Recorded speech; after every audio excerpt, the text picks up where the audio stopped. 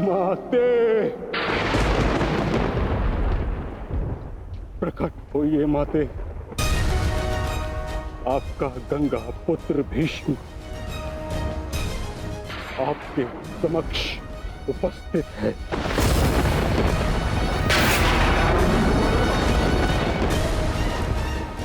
क्या मेरी आवाज आप तक नहीं पहुंच रही?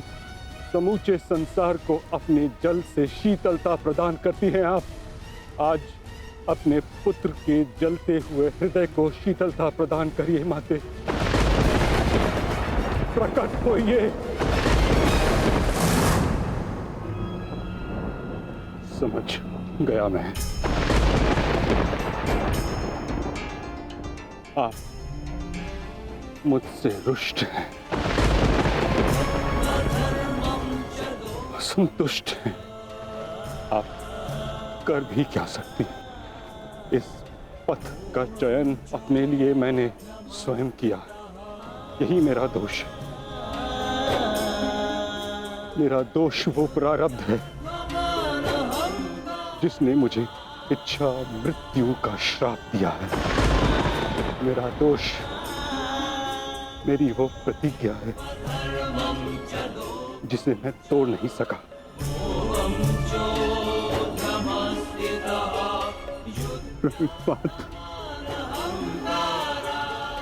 आज आपका ये पुत्र आपके आशीर्वाद के बिना ही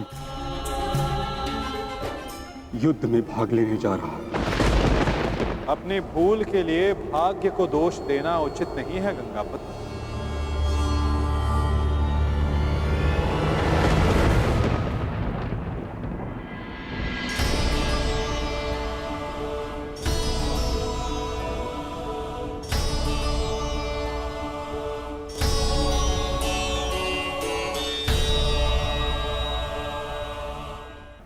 योद्धा को इस अवस्था में देखना भी तो उचित नहीं वासुदेव। मेरे समक्ष केवल एक योद्धा ही कहां खड़ा है। मैं तो उस पुत्र को, उस पितामह को देख रहा हूं जिसकी दृष्टि में अपराध बोध है और मन में पश्चाताप की अग्नि। सत्य कहा आपने। आप एक योद्धा को नहीं, एक अभागे को देख रहे हैं। मुझसे बड़ा अभागा इस संसार में कौन होगा? एक ऐसे युद्ध में भाग लेने जा रहा हूं जहां मेरे ही वंश के लोग एक दूसरे के रक्त के प्यासे हैं। भाइयों में प्रेम की जगह प्रतिशोध है, अहंकार है। बाण किसी ओर से भी चले, छाती मेरी ही छलनी होगी। रक्त किसी का भी बहे, हृदय मेरा रोएगा। और मैं इस अनर्थ को रोकने के लिए कुछ भी नहीं कर सकता। जब आप रोक सकते थे तब आप मौन रहे गंगापुत्र।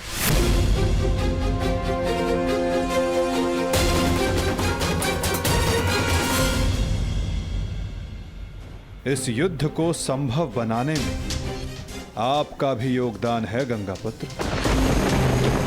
उस अधर्म के आप भी भागीदार थे।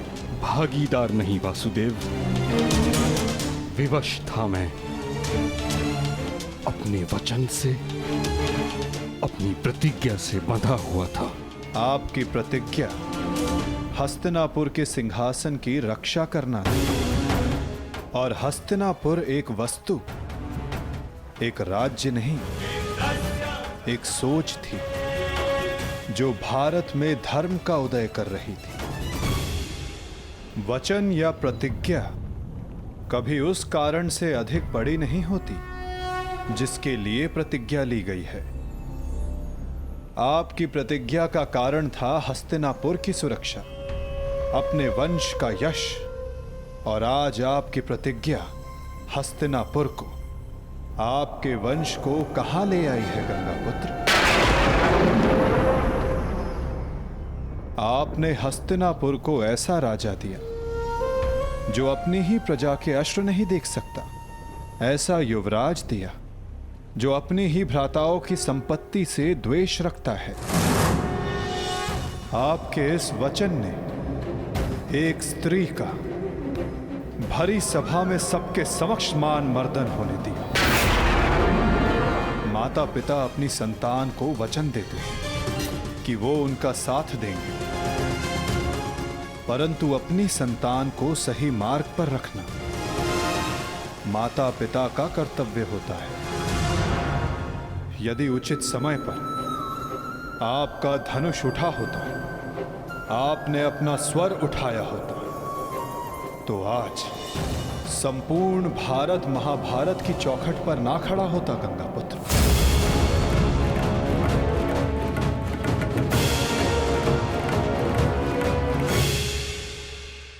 आपकी इस प्रतिज्ञा को पूर्ण करने के लिए कितना बड़ा मूल्य चुका रहा है ये संसार। समय आ गया है कि उस प्रतिज्ञा को तोड़ दिया जाए, क्योंकि उचित और अनुचित की परिभाषा प्रतिज्ञा से नहीं, अंतरात्मा की पुकार से बंधी होती है गंगापुत्र। ये चुनाव आपका था और इसका फल भी आप ही भोगेंगे। अपने चुनाव के लिए आप स्वयं उत्तरदायी हैं गंगापुत्र, ना कि आपकी प्रतिज्ञा और ना ही आपका प्रारब्ध। ठीक कहा आपने वासुदेव। मैं अपने चुनाव का उत्तरदायित्व अपने सर लेता हूं। मेरा चुनाव है कि मैं अपना वचन तोड़ नहीं सकता। निराशा हुई मुझे ये जानकर। कदाचित इसके लिए पांडव आपको क्षमा कर दे, कदाचित याज्ञसेनी आपको क्षमा कर दे, कदाचित मैं आपको दोषी ना मानूं, परंतु इतिहास आपको इसके लिए कभी क्षमा नहीं करेगा गंगापुत्र।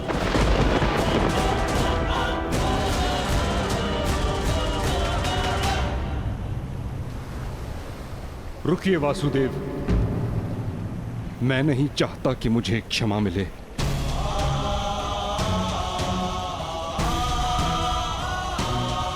वचन पूर्ण करने का पुण्य मुझे मिले न मिले, परंतु मौन रहने का दंड मुझे अवश्य मिलना चाहिए। मैं अपने निर्णय से असंतुष्ट हूं, परंतु इस बात का मुझे संतोष है कि पांडवों के पास वो अस्त्र है जो मुझे मेरी प्रतिज्ञा और मेरे श्राप से मुक्ति दिला सकता है।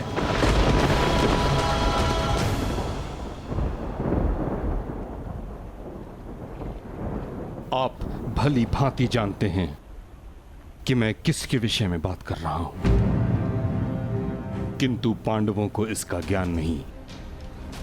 उनका मार्गदर्शन आपको करना होगा वासुदेव। भीष्म नामक समस्या का समाधान आप उनको सुझाएंगे। समाधान अपने गंतव्य तक पहुंचने को है गंगापुत्र।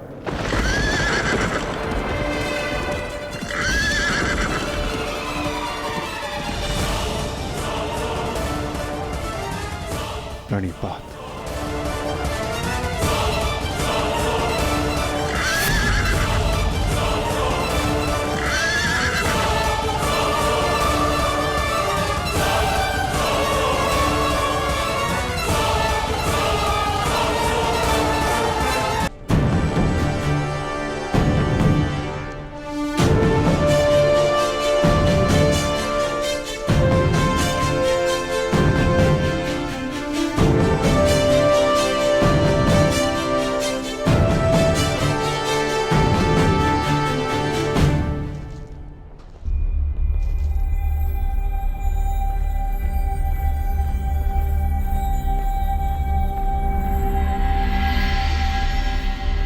पिताश्री,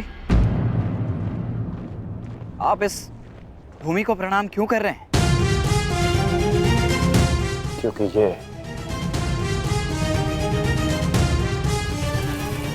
एक अति पावन भूमि है जहां मेरे गुरु परशुराम ने तपस्या की। परंतु अब ये एक युद्ध भूमि है। अब यहाँ तपस्या नहीं, शत्रुओं का संहार होगा। एक योद्धा के लिए युद्ध भूमि उसकी कर्म भूमि, धर्म भूमि और यज्ञ भूमि होती है, मंदिर के समान पवित्र होती है। परंतु पिताश्री, मेरी दृष्टि में ये सोच एक योद्धा को युद्ध में निर्बल बनाती है। मेरा मानना है कि योद्धा जब तक क्रोधित ना हो तब तक वो प्रहार नहीं कर सकता। नहीं, क्रोध में किया गया प्रहार शत्रु से अधिक स्वयं को हानि पहुंचाता है।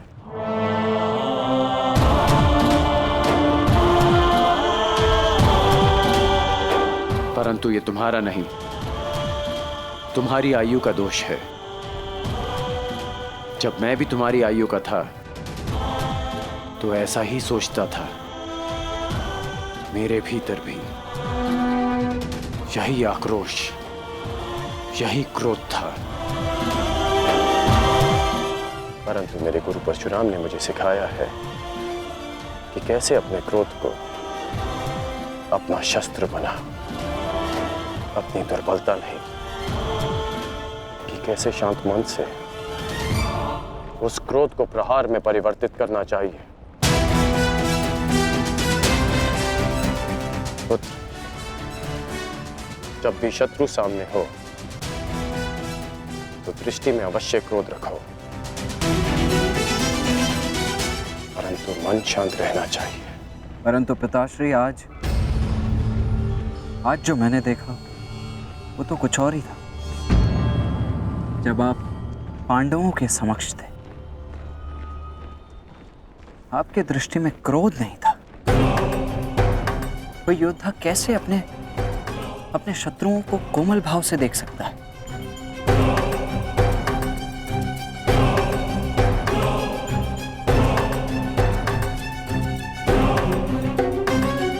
आवश्यक नहीं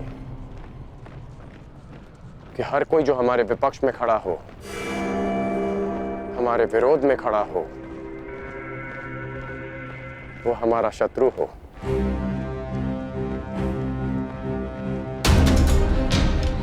शत्रु हमारे भीतर होता है,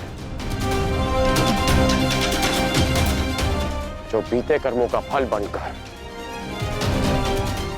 हमें सर्प की भांति डसता है।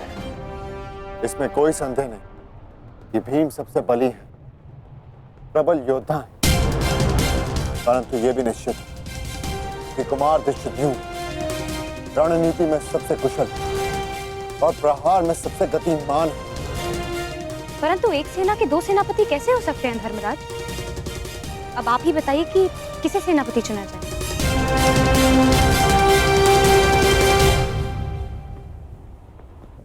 मेरा निर्णय यह है कि हमारी सेना के नेतृत्व के लिए सबसे अधिक योग्य एक विकल्प शेष है युधिष्ठिर।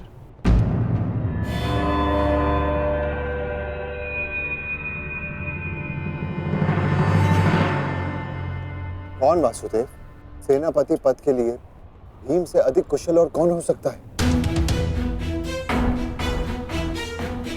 भीम की कुशलता पर मुझे कोई संदेह नहीं, परंतु हमें एक ऐसा सेनापति चाहिए जो युद्ध में गंगा पुत्र के समक्ष खड़ा हो सके।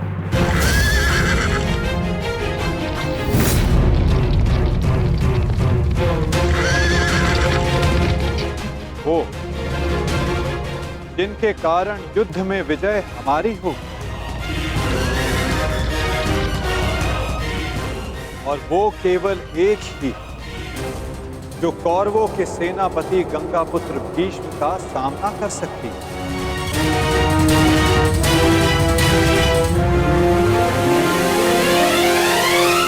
शिखंड।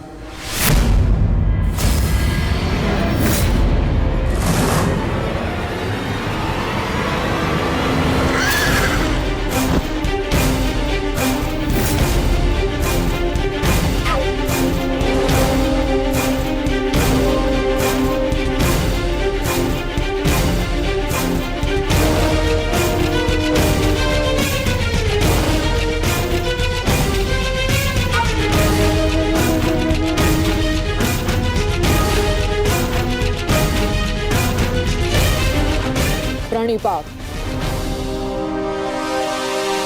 ये युद्ध केवल आपका नहीं, मेरा भी है। हर उसका है जिसको कौरवों के अन्याय से कष्ट हुआ है। और मैं वचन देती हूं, कौरवों को परास्त करने के लिए मैं पूरा प्रयास करूंगी। हर हर महादेव! हर हर महादेव! हर हर महादेव! हर हर महादेव! हर हर महादेव!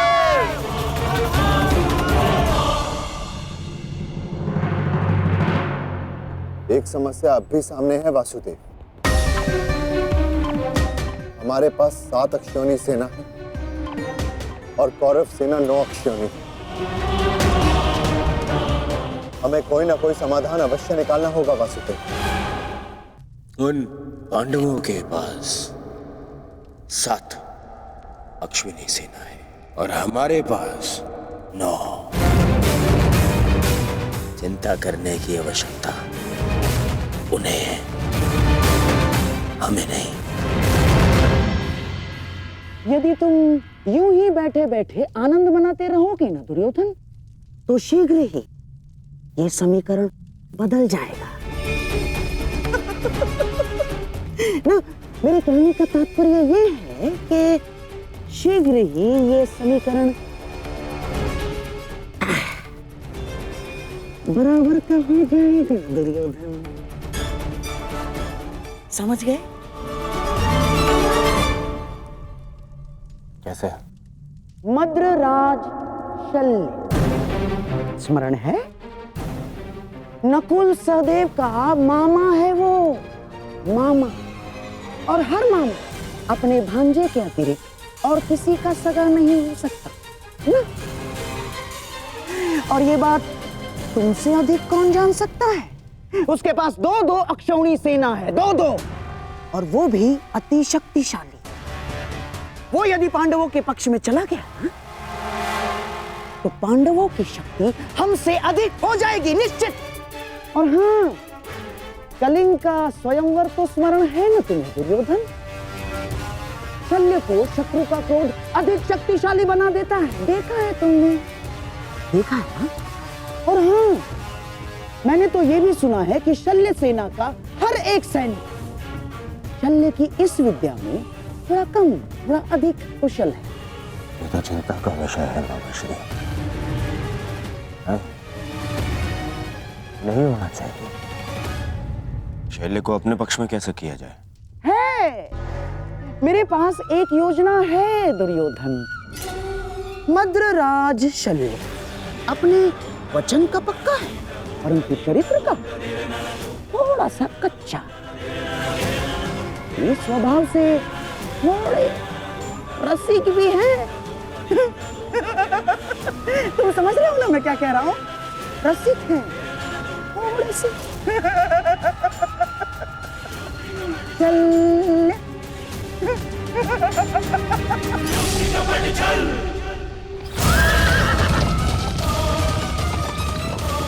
शीघ्रता करो सारथी, पांडु के शिविर तक पहुंचने में और कितना समय लगेगा? हम शीघ्र ही वहां होंगे महाराज।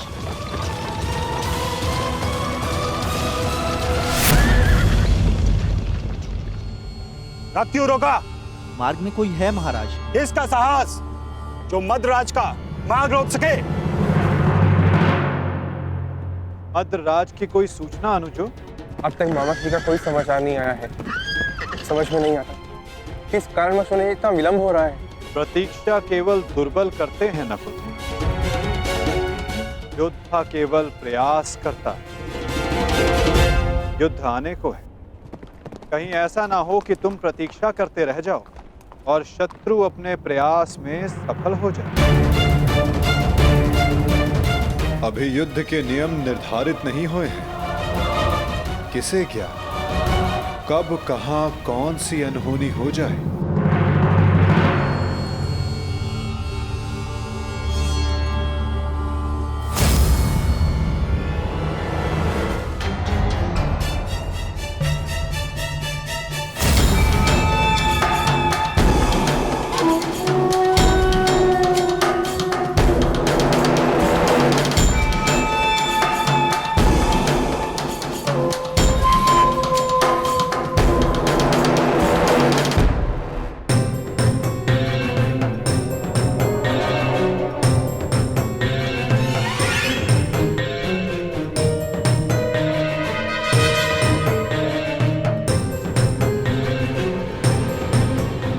पात्र मद्रराज।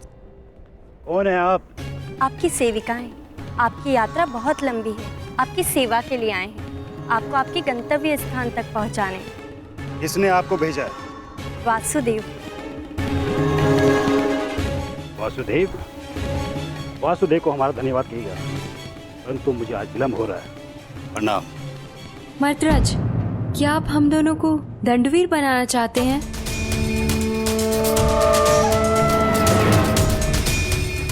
और वैसे भी युद्ध प्रारंभ होने में अभी कुछ दिन शेष हैं। मद्रराज, कहीं आप ये तो नहीं मानते कि हम इतने सुंदर नहीं हैं कि आप हमें आपकी सेवा का अवसर प्रदान कर सके? मद्रराज, युद्ध में जाने से पहले आपकी थकान का शांत होना बहुत आवश्यक है। तो क्या आप हमें ये अवसर प्रदान नहीं करेंगे?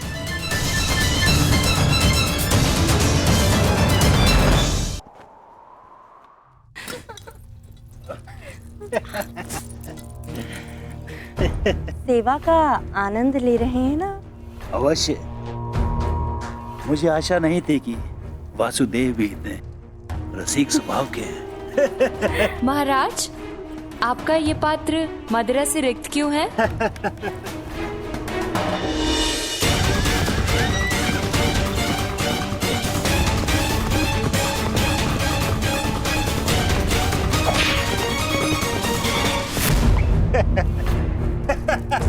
महाराज, हमसे क्या भूल हुई?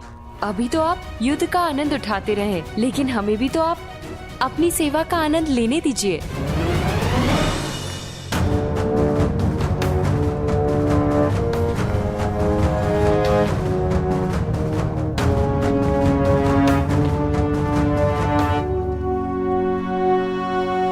प्रणिपात मद्रराज।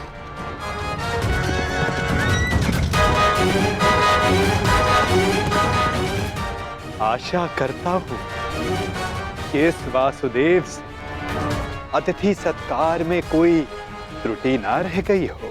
नहीं नहीं वासुदेव, ये तो मेरे जीवन का सबसे उत्तम सत्कार था।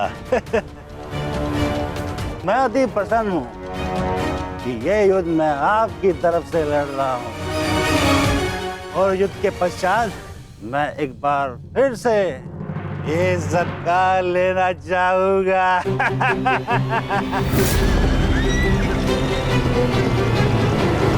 अवश्य, ऐसा सत्कार मैं आपका एक बार क्या कई बार करवाऊंगा, परंतु मैं आपसे आश्वासन नहीं मांग रहा हूं। मैं आपसे वचन चाहता हूं कि इस युद्ध में आप पूर्ण बल से और पूर्ण मनोयोग से हमारी सहायता करेंगे ना आप मद्रराज?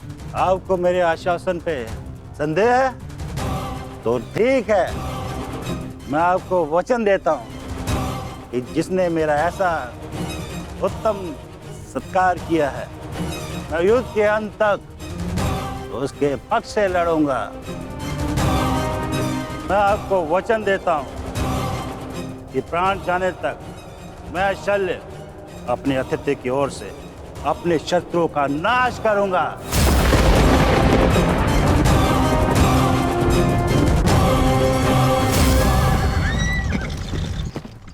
उत्तम, अति उत्तम। धन्यवाद मद्रराज, धन्यवाद।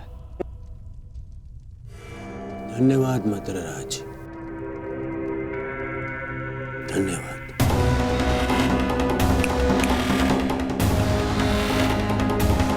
मैं दुर्योधन कौरवों की सेना में आपका स्वागत करता हूँ। तुमने सत्कार किया था मेरा, ये भ्रम में रख के मुझसे वचन लिया। छल किया है तुमने मेरे साथ, छल किया है वासुदेव ने पांडवों के साथ, छल। ये वो छलिया वासुदेव नहीं, ये है मेरा मित्र पौंड्रिक वासुदेव।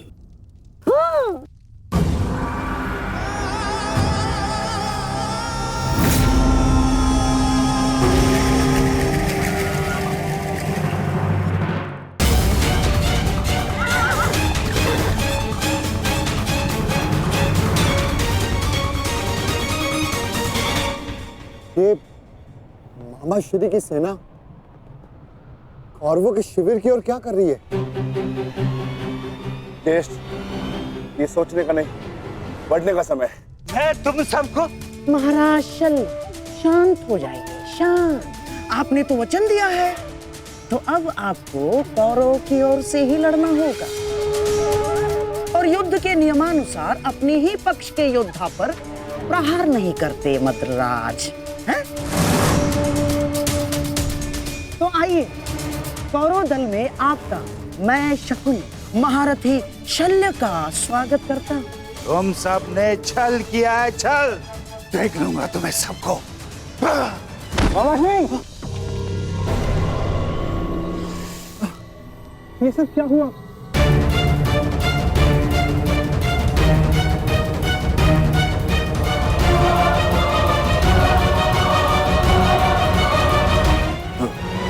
पुत्र नकुल, मैं मगधराज कदाचित हिचकिचा रहे हैं। आओ पांडु पुत्रों, मिलो कौरवों के नए सहयोगी से, महारथी महाराज शल्य से। तुम क्या सुन रहे हो मामाश्री? मुझे क्षमा करें, तुम्हारे मामाश्री के साथ बहुत बड़ा छल हुआ है।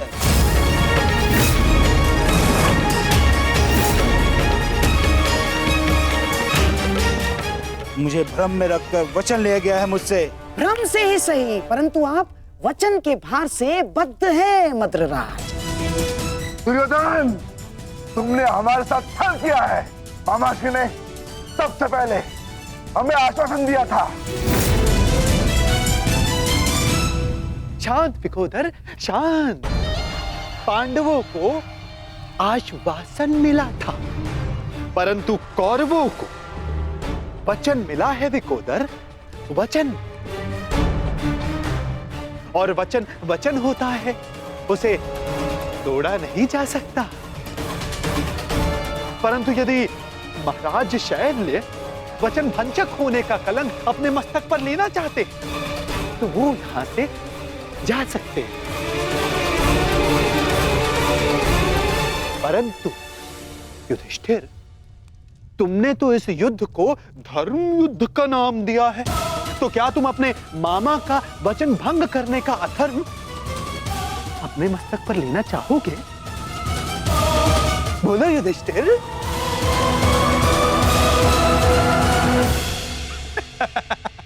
ये सब तुमने किया है पाखंडी। सावधान, सावधान सुन।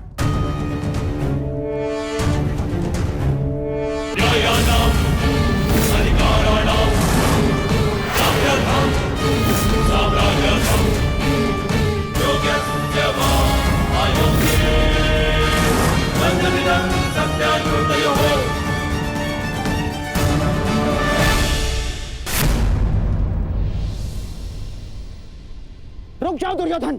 नहीं मामाश्री, आज मेरे मत आइए। बहुत हो गया, बहुत हो गया इन पांडवों का। आज अभी और इसी क्षण इन पांडवों को और इस युद्ध को समाप्त कर दूंगा मैं। और मुझे भी कोई कारण नहीं दिखता कि मैं तुम दोनों को अभी उसी समय समाप्त न कर डालूं। कारण है मेरे पास भीम, है कारण, परंतु वो कारण मैं तुम्हें नहीं बताऊंगा, तुम्हारे ज्येष्ठ भ्राता युधिष्ठिर को बताऊंगा। क्यों धर्मराज, आप तो स्वयं धर्म के प्रतीक हैं। आपसे ऐसे अधर्म की आशा नहीं की थी मैंने। और धर्म आपने किया है मामाश्री। आपने मामाश्री शल्य को अपनी चाल में कोई छल नहीं किया, कोई अधर्म नहीं किया है मैंने।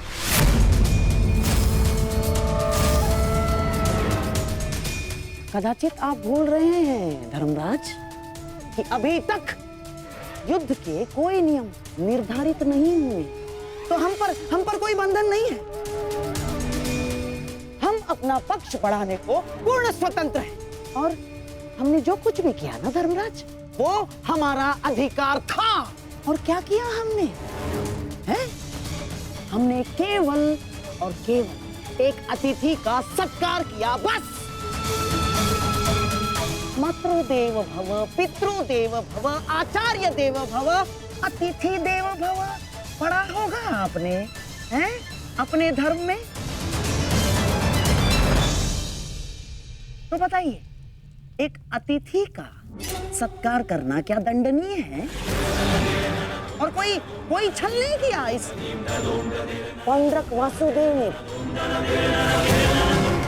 अतिथि ने पौंड्रक वासुदेव को अपना परिचय पूछा तो उन्होंने बता दिया, उसमें क्या भूल की?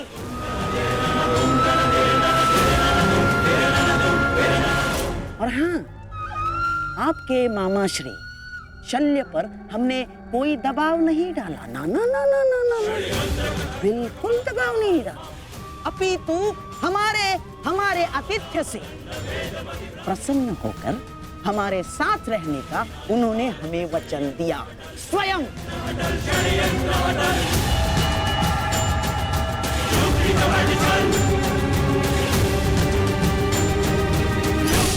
धर्मराज, मुझे खेद है कि आपको मुझे धर्म समझाना पड़ रहा है। आपको क्या आपने धर्म शब्द का उच्चारण किया गांधार राज?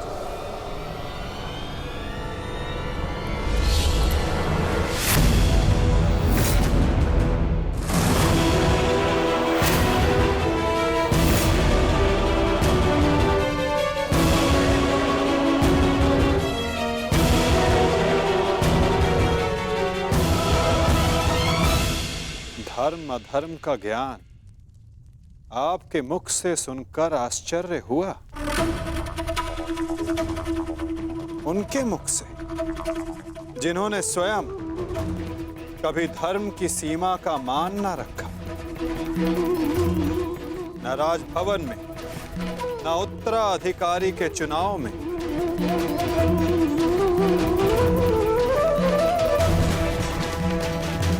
न द्यूत क्रीड़ा में, न दूत के सत्कार में। और आप धर्म की बात करते हैं गांधार राज? इनसे और क्या अपेक्षा की जा सकती है माधव?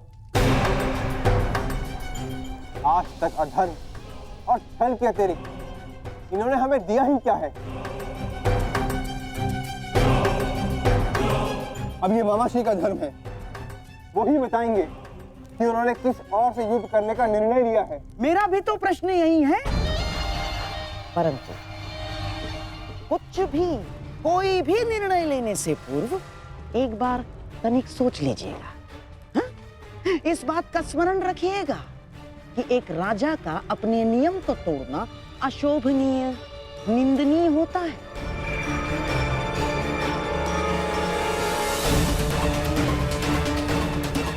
कैसे आपकी प्रजा आपका सम्मान करेगी जो राजा अपने दिए हुए वचन को तोड़ देता है, दिए हुए वचन से पलट जाता है? क्या क्या मुख लेके जाएंगे आपके प्रजा के समक्ष आप? तो युद्ध में आप किसका साथ देंगे? अपने भांजों का या अपने वचन का सम्मान करेंगे, मान करेंगे? पुत्र नकुल, मुझे क्षमा कर दो, परंतु मेरे पास कोई विकल्प ही नहीं है।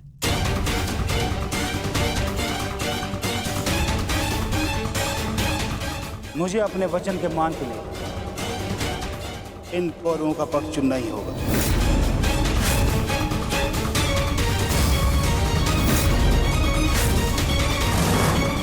तो ठीक है मामाश्री, अब हम भी आप पर प्रहार करने के लिए सज रहेंगे।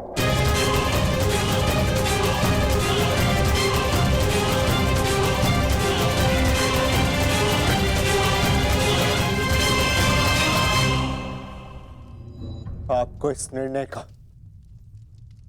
गंभीर परिणाम भुगतना होगा। ये मेरी प्रतिज्ञा है।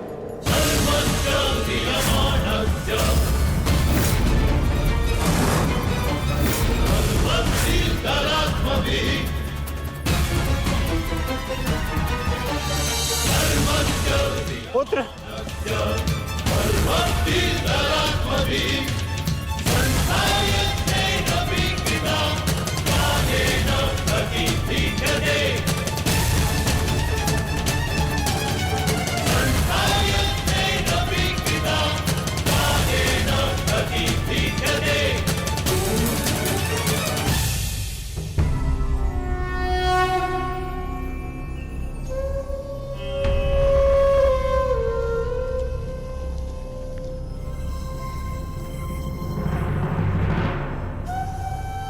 चलिए, तू कहां चल दिया? चलिए कृष्ण।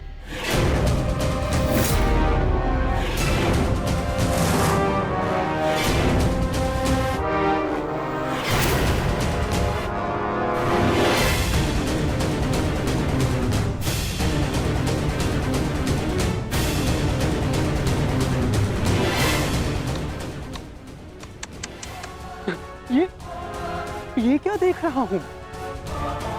वो कृष्ण जिसके मुख से मुस्कान कभी जाती ही नहीं थी, आज वो इतना गंभीर मुख बनाकर बैठा है, इतना विद्रूप मुख बनाकर बैठा है। तनिक सोचो, युद्ध के पूर्व ही तुम्हारी ये दशा है, तो युद्ध के पश्चात तुम्हारी कैसी दशा होगी? अब मुझे तुम्हें देखकर क्रोध नहीं आता, दया आती है, दया।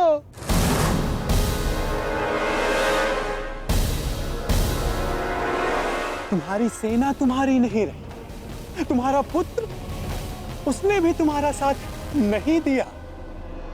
तुम्हारा भाई, उसने तुम्हारा पक्ष नहीं चुना, सब कुछ छीन लिया गया तुमसे।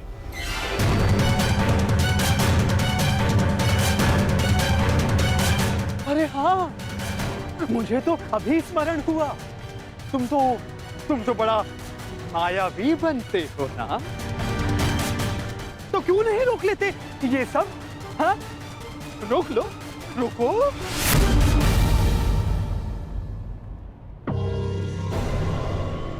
अरे हाँ, विचार करने वाली बात तो ये, जब मैंने तुमसे तुम्हारा सब कुछ छीन लिया, तो तुम उस सुदर्शन चक्र का क्या करोगे?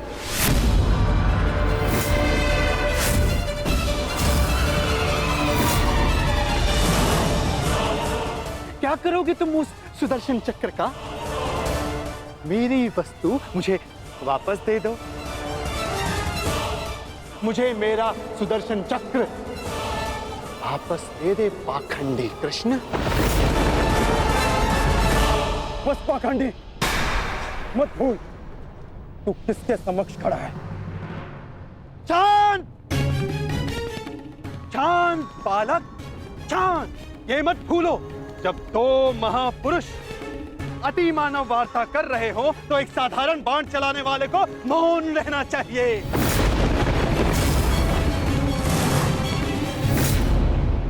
दुष्ट पौंड्रक, मैं आज ये सिद्ध कर देता हूं तू कितना बड़ा अतिमानव है। अरे मूर्ख, तू अपनी तुलना वासुदेव से करता है।